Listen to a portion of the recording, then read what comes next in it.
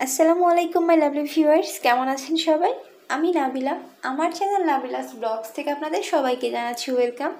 আজকে খুব মজার নাস্তার একটা রেসিপি নিয়ে হাজির হলাম আপনাদের সবার সামনে। মাত্র 10 মিনিটের মধ্যে কিন্তু আপনি এটা তৈরি করে ফেলতে পারবেন। ছোট থেকে শুরু করে বড়রা পর্যন্ত ভীষণ পছন্দ করবে এই খাবারটা। আর এছাড়া কিন্তু এটা আপনি বাচ্চাদের কিন্তু স্কুলের টিফিনেও দিয়ে দিতে পারেন। বাচ্চারা কি করে, স্কুলে টিফিন দিলে সেটা না খেয়ে ফিরিয়ে নিয়ে আসে, বাট এটা যদি আপনি তৈরি করে দেন তাহলে কিন্তু আর টিফিন বক্স খালি আসবে না বাসায়। অসম্ভব মজার এই নাস্তাটা কিন্তু খুবই ভালো লাগবে আশা করি সবার কাছে। আর এটা আমি আজকে পাউরুটি দিয়ে তৈরি করেছি, খুবই সহজ একটা রেসিপি। সো এটা দেখতে হলে কিন্তু শুরু থেকে শেষ পর্যন্ত আমার সাথেই থাকতে হবে আপনাদের।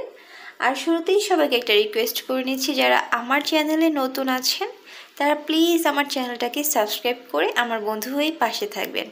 এছাড়া কিন্তু আমাকে ফেসবুক পেজেও কিন্তু ফলো করতে পারেন, আমি ডেসক্রিপশনের লিঙ্কটা দিয়ে দিব। আশা করি ফেসবুক পেজেও কিন্তু আপনারা আমাকে লাইক দিয়ে ফলো করবেন। সো কথা না বাড়িয়ে চলেন এখন শুরু করে দেই। আমাদের এই মজাদার নাস্তাটা বানাতে যেটা লাগবে, এখানে পাউরুটি নিয়েছি আমি। আমাদের ব্রেডটা এইভাবে গোল করে কেটে নিতে হবে। আমি কয়েকটা কেটে নিয়েছি, আপনাদেরকে আবার আমি একটু দেখিয়ে দিচ্ছি আপনাদের সুবিধার্থে। আর এরকম বড় কোনো একটা পাত্র নেবেন, আপনার ব্রেডটা যেন বেশি ওয়েস্ট না হয়, কারণ ছোট পাত্র নিলে দেখা যাবে যে চারদিক থেকে বেশি কাটা হয়ে যাবে। সো আপনি আপনার ব্রেডের সাইজ অনুযায়ী ওই রকমভাবে একটা যে কোনো কিছু নিয়ে নেবেন, এভাবে একটু গোল করে কাটার জন্যে।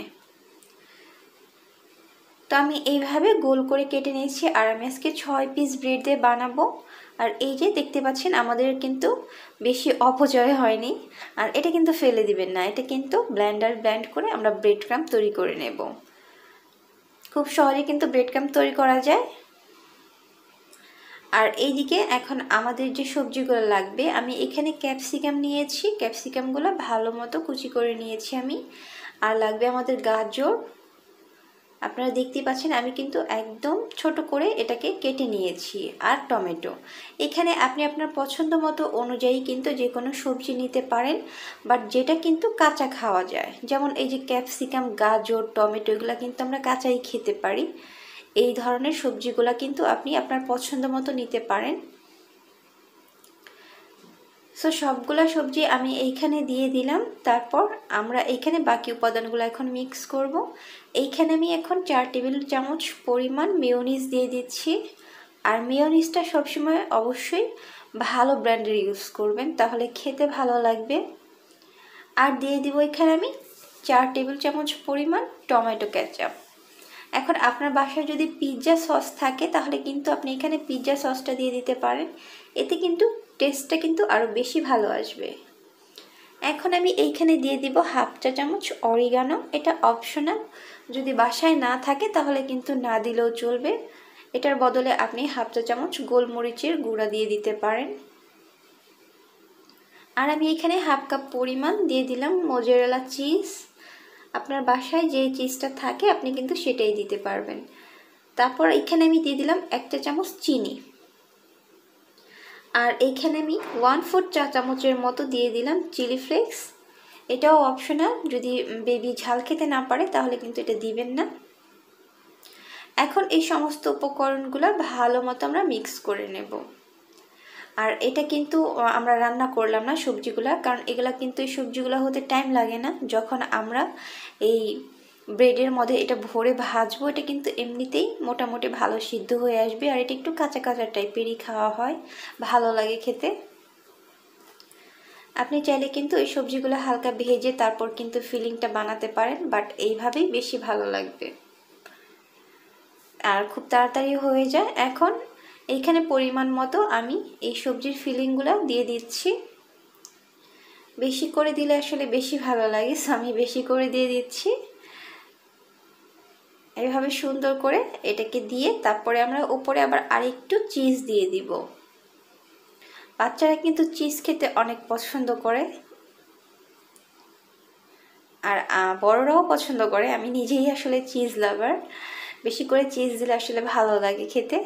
সো এইভাবে সবগুলো বানিয়ে নিতে হবে। তারপর যেটা করতে হবে, এইখানে আমি উপরে একটু দুধ ব্রাশ করে দিচ্ছি। এখন আপনি চাইলে কিন্তু এটা এইভাবেই ভেজে খেতে পারবেন, বাট আমি আবার এইখানে একটু ব্রেড ক্রাম্ব দিব, সেই জন্য আমি এইখানে ওপরে আবার একটু দুধ দিয়ে নিচ্ছি, যেন যখন আমরা ব্রেড ক্রাম্বটা দিব এটা কিন্তু সুন্দরভাবে সেট হয়ে যাবে। আর এই যে ওই যে সাইডের অংশগুলো ফিরে ছিল সেটা কিন্তু আমি ব্লেন্ড করে নিয়েছি। এটা কিন্তু আমি আর আজকে ভাজি নাই, এটা কিন্তু একদম কাঁচা যে আমাদের ব্রেডটা ছিল সেটা একদম ব্লেন্ড করে তারপর সরাসরি এখানে দিয়ে দিচ্ছি। নর্মালি ব্রেড ক্রাম্ব কিন্তু আবার ভেজে নিতে হয়, বাট এটা আমি ভাজিনি আজকে। আর আমার চ্যানেলে কিন্তু ব্রেড ক্রাম্বের রেসিপিও আছে, আমি ডেসক্রিপশনে লিঙ্কটা দিয়ে দিব, যাদের প্রয়োজন হয় দেখে নেবেন। খুব সহজে কিন্তু ব্রেড ক্রাম্ব বাসায় তৈরি করে নিতে পারেন। আর এই যে অন্য সাইডেও কিন্তু এভাবে দুধ ব্রাশ করে তারপর ব্রেড ক্রাম্বটা এইভাবে আমরা সুন্দর করে এইভাবে সেট করে দিব। এখন এটাকে আমরা ভেজে নেব। একটা প্যানে একদমই অল্প করে তেল দিয়ে নেবেন, তেলটা ব্রাশ করে দিবেন। তারপর যখন প্যানটা গরম হবে তখন আমরা এই ব্রেডগুলো দিয়ে দিব। আর এটা ভাজতে কিন্তু বেশি তেল লাগে না, জাস্ট হালকা একটু তেল ব্রাশ করে নিলেই হয়ে যায়। এখন এটাকে আমাদের একটু ঢেকে দিতে হবে যেন চিজটা সুন্দরভাবে মেল্ট হয় আর ভিতরের সবজিগুলোও একটু হালকা যেন একটু ভাজা ভাজা হয়। আর এটা কিন্তু আমাদের এইভাবেই 10 মিনিটের জন্য রেখে দিব আমরা। 10 মিনিটের মধ্যে কিন্তু অবশ্যই এটা মাঝে মাঝে এইভাবে উল্টে পাল্টে দিবেন, তা না হয় কিন্তু পুড়ে যাবে। আর চুলার আঁচটা কিন্তু একদম লোতে দিয়ে 10 মিনিট এটাকে সুন্দর করে এপিট ওপিট করে ভেজে নেবেন।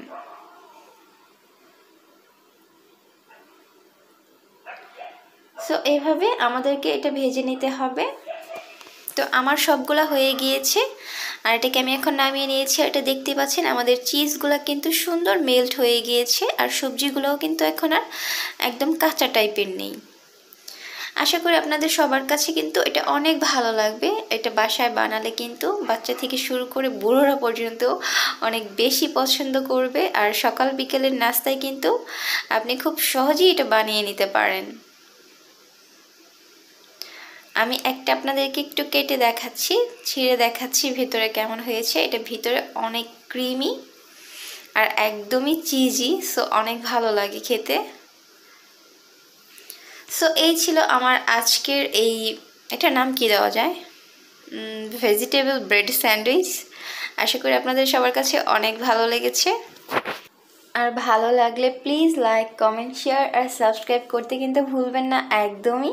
আর বেশি বেশি করে আপনাদের ফ্যামিলি অ্যান্ড ফ্রেন্ডসের সাথেও কিন্তু শেয়ার করবেন।